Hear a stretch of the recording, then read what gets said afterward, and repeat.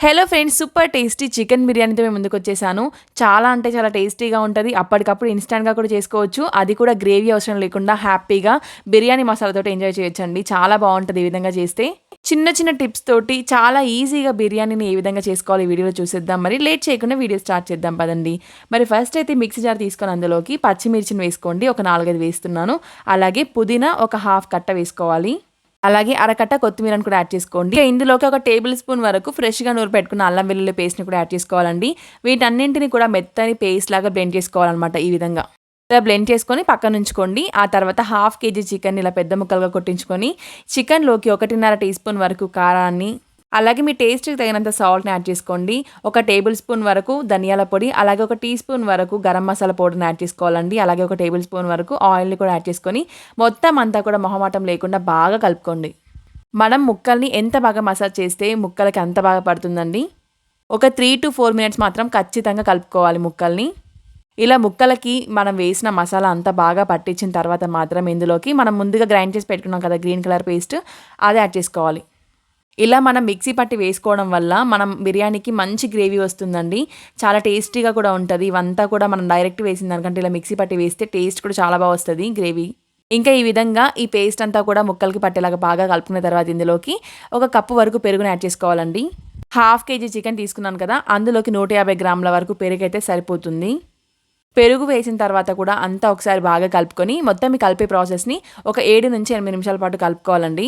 ఇలా కలుపుకున్న తర్వాత మీకు టైం ఉంటే ఒక 4-5 గంటల పాటు ఫ్రిడ్జ్లో ఉంచండి. లేదు అని అనుకుంటే ఇన్స్టాంట్గా అప్పటికప్పుడు కూడా చేసుకోవచ్చు. అప్పటికప్పుడు చేయాలని అనుకుంటే ఒక అర్ధ గంట పక్కన పెట్టి చేసుకోవచ్చండి. ఇంక ఇలా మూత పెట్టేసి నేనైతే 3 to 4 అవర్స్ పాటు ఫ్రిడ్జ్లో ఉంచుతున్నాను, టైం ఉంది కాబట్టి. ఇంకా నెక్స్ట్ మనం రైస్ ఉడకబెట్టుకోవడం కోసం ఒక కప్పు రైస్కి 3 కప్పులకు అంతకంటే మించి కూడా వాటర్ని వేసుకోవచ్చు. వాటర్లో ఉప్పు కూడా ఎక్కువే వేయాలండి. మనం రెగ్యులర్గా వేసుకునే ఉప్పు కంటే కొద్దిగా ఎక్కువే వేసుకోవాలి.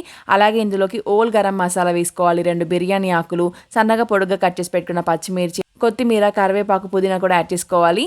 వీటన్నింటితో పాటే కొద్దిగా అంత అల్లం వెల్లుల్లి పేస్ట్ని కూడా యాడ్ చేసుకోవాలండి. ఇంకా మంటని హై ఫ్లేమ్లో ఉంచి వాటర్ని బాగా మరగనివ్వాలండి. వాటర్ బాగా మరిగేంత లోపు మనం ముందుగా ఫ్రైడ్ ఆనియన్స్ వేయించి పెట్టుకోవాలి కదా బిర్యానీ కోసం. తప్పకుండా ఆ ఫ్రైడ్ ఆనియన్స్ వేయించి పెట్టుకున్న ఆయిల్ ఉంటుంది కదా, అదే ఆయిల్ని వేసుకొని ఒక అడుగు మందంగా ఉన్న ప్యాన్లోకి చికెన్ని కూడా యాడ్ చేసుకొని మనం మ్యారినేట్ చేసి పెట్టుకున్న చికెన్ వేసుకున్న తర్వాత ముందుగా వేయించి పెట్టుకున్న ఫ్రైడ్ ఆనియన్స్ని కూడా కొద్దిగా వేసుకొని చికెన్ అంతా ఒకసారి బాగా కలుపుకోవాలి. ఇలా ఒకసారి కలుపుకొని మంటని మీడియం ఫ్లేమ్లో ఉంచి చికెన్ని 40 to 50% కుక్ అవ్వనివ్వండి. ఇలా ఒక 15 నిమిషాల పాటు కుక్ చేసుకుంటే సరిపోతుంది మీడియం ఫ్లేమ్లో. ఆల్రెడీ మ్యారినేట్ అయ్యి ఉంది కాబట్టి ఈజీగా ఉడికిపోతుంది. ఇంకా ఈలోపు మనం ముందుగా బిర్యానీ రైస్లోకి ఎసరు పెట్టుకున్నాం కదా, అది బాగా మరిగిపోతూ ఉంటుంది. ఇలా బాగా మరిగిన తర్వాత మనం శుభ్రంగా కడిగి అర్ధగంట పాటు నానబెట్టుకున్న బాస్మతి రైస్ని ఇందులోకి యాడ్ చేసుకోవాలండి. మంటని మీడియం నుంచి హై ఫ్లేమ్ మధ్యలో ఉంచి ఉడకనివ్వండి. ఒక 15 నిమిషాల పాటు ఉడికిపోతే రైస్ అనేది ఒక 70 to 80% కుక్ అయిపోతుంది.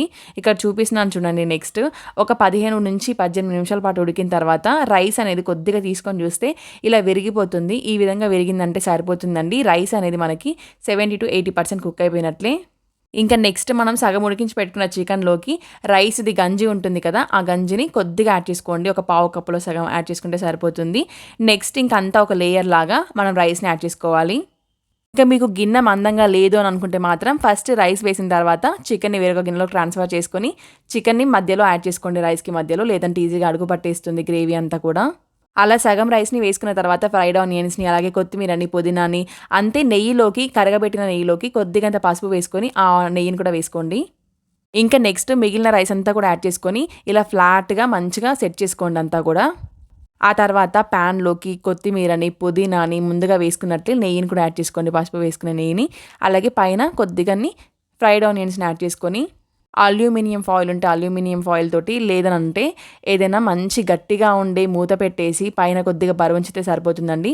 నేను ఈ విధంగా సెట్ చేసి పెట్టుకొని పైన బరువున గ్లాస్ది లిడ్ పెట్టుకున్నాను.